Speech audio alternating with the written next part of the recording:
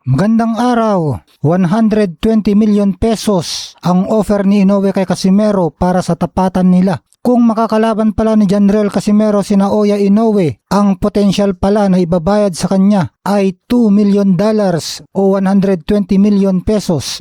Napakalaki nito, mas malaki ito kumpara sa kabuuang kinita ni Casimero sa buong karera niya sa boxing.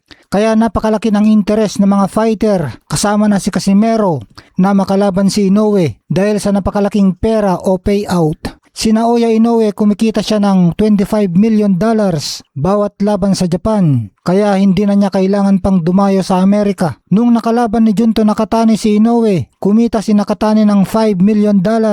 Kaya ang tansya, kung si Casimero ang napalaban kay Inoue, ay kikita si Casimero ng 120 million pesos. Dahil dito kaya tuloy-tuloy lang ang paghahamon ni Casimero kay Inoue at malaking tulong din ang Daring Magazine na pag-aari ni Turki Al-Sheikh dahil sa palagiang pagpopos nila tungkol kay Casimero. Kaya siguradong laging napapansin ito ng kampo ni Naoya Inoue.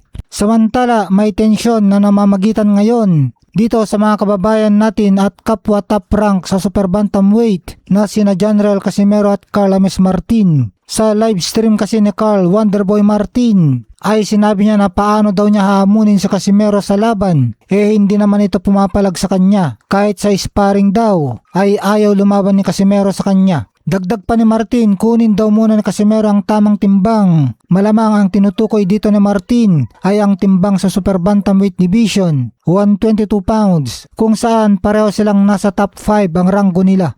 Number 4 si Casimero at number 1 naman si Martin.